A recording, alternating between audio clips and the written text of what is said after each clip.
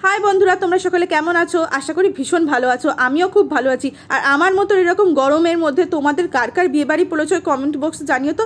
Finally আমরা সবাই মিলে রেডি হয়ে বেরিয়ে পড়েছিলাম আর একটু রাত্রির করেই বেরিয়ে পড়েছিলাম বিয়ে বাড়িতে।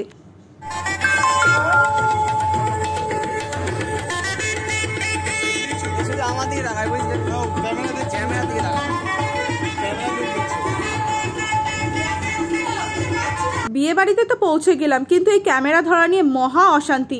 ভাইকে ধরতে বলে ভাই একবার বলবে এদিকে তাকা ওদিকে তাকা, এই কর সেই কর, ও রেগে যায় আমিও রেগে যাই, কিন্তু কিছু বলা যাবে না যেহেতু ও ক্যামেরাটা ধরে দিচ্ছে। আর কি বলবো বলো। যাই হোক মাসির বাড়িতে পৌঁছে গেলাম, মানে বিয়ে বাড়িতে। মাসি আর মা দুজনকে দেখে যে এত আনন্দ পেয়েছিল, আসলে কি জানো অনেকদিন পর দুই বোনের একসাথে দেখা।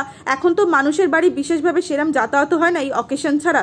তারপরে মামার বাড়ি আরো অনেক দূর দূর আত্মীয়র সঙ্গে মায়ের দেখা হয়েছিল অনেকটা বছর পর। মা ভীষণ খুশি, তাই কোনটা কি করবে কোথায় কি যাবে সেটা বুঝতেই পারছে না। তারপর ফাইনালি যার বিয়ে আর কি কোনেকে দেখতে গেলাম। কি মিষ্টি যে কোনেটাকে দেখতে লাগছিল তোমাদেরকে কি বলবো। আর ওকে দেখতেও খুব সুন্দর, খুবই ভালো লাগছিল। কিন্তু আমার একটা সমস্যা হয়েছিল কি জানো, ফটো তুলতে গিয়ে চুলের সমস্যা হচ্ছিল, একদিকে গরম আর একদিকে ফ্যাশন, কোনটাকে ধরি আর কোনটাকে ছাড়ি। যাই হোক ওখান থেকে চলে এসে আমার বাবু এখানে পাকোড়া আর লস্যি খাচ্ছিল, আমরাও একটু পাকোড়া খাচ্ছিলাম। খেতে বেশ সুন্দর হয়েছিল কিন্তু প্রচন্ড গরম তো কিছুই ভালো লাগছিল না। তারপর আমার মাসি আর মাসির মেয়ে সবে এসেছিল, ওদের সঙ্গে একটু কথা বলে নিচ্ছিলাম। আর সব থেকে মেন ইম্পর্টেন্ট জিনিস বিয়ে বাড়ির মধ্যে এই যে এই মিষ্টি সদস্যটা, ও বিয়ে বাড়ির নিমন্ত্রণতে এসছে। ও একবার এই চেয়ারের তলায় সেই চেয়ারের তলায় আর মিউ মিউ করছে। ওকে দেখে না আমার বাড়িতে পুচু রয়েছে তার কথা মনে পড়লো। আমরা দুজনে মিলে একটু বসে বসে গল্প করছিলাম। আর এদিকে আমার মাকে দেখো, ছোট মামাকে পেলে যেন কাউকেই চিনতে পারে না। দুই ভাই বোনের মধ্যে যে এত পীড়িত কি আর বলবো। ওরা দুজনের সঙ্গে কত গল্প করছে। তারপরে এদিকে আমার একটা মামি এলো, সমস্ত মামিরাই চলে এসেছিল। আর এটা হচ্ছে আমার ছোট মামি আর মা দুজনে মিশে গল্প করছে আর এদিকে পকোড়া খাচ্ছে। আর ওদিকে আর একটাও মামি, সবই আমার মামি। তারপরে এত গরম লাগছিল চুলটাকে বেঁধেই নিয়েছিলাম, ফ্যাশন আর সহ্য হলো না। ওখান থেকে চলে যাচ্ছিলাম খাওয়া দাওয়া করতে, কারণ রাত্রিটা অনেকটা হয়েছিল আর প্রচণ্ড গরম।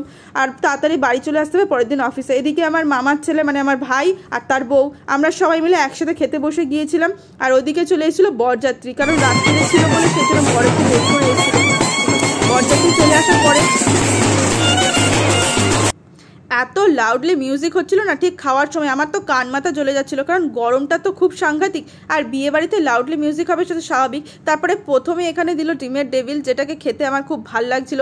আর তারপরে দিল পি রাইস আর ডাল, খুব ভালো লাগছিল এরকম সাদামাটা খাবার খেতে। তারপরে এখানে দিয়েছিল মাছটাও খেতে খুব সুন্দর ছিল। আর আমি তো পাট পুরো পরিষ্কার করে খেয়ে নিয়ে মাটনের অপেক্ষায় বসেছিলাম, কারণ মাটন খাবো না বিয়ে বাড়িতে গিয়ে, যতই গরম পড়ুক আর যাই হোক। সেটা কি কখনো হয়? এখানে মাটনটা যেই পড়েছে আমি তো আর লোভ সামলাতে পারিনি, চটজলদি মাটন খাওয়া শুরু করে দিয়েছিলাম। আর আমার খাওয়ার অবস্থা দেখো। আর এদিকে আরও সবাই খাচ্ছিল, কিন্তু আমার বাবুর না হট করে একটু শরীরটা খারাপ করে গিয়েছিল, ও খেতে পারিনি, কারণ ও ওখানে লস্যি আর পাকোড়াটা বেশি খেয়ে ফেলেছিল। ওকে বারণ করেছি, ও কি আর শোনে সেটা, গরমটা অত্যাধিক পড়েছে তো, বাচ্চাটা আমার ছোট সেই কারণে। তারপর এখানে মিষ্টি খেয়ে আমরা বাড়ি যাওয়ার জন্য রওনা দিচ্ছিলাম, বাইরে দাঁড়িয়ে দিয়েছিলাম। কিন্তু মাকে কি আর খুঁজে পাওয়া যায়? যেহেতু বাপের বাড়ির ক্যান্ডিডেটের সঙ্গে দেখা, তাকে ধরে নিয়ে আসবো না বেঁধে নিয়ে আসবো বুঝতে পারছিলাম না। ওর তো গরম লাগছিল, ওর মুখে চোখে একটু জল দিলাম। তারপরে ব্যাস বাইকের উপর উঠে ও নাকি বাইক চালানো শিখবে। বিয়ে বাড়িতে ওর পাপার কাছে আবদার।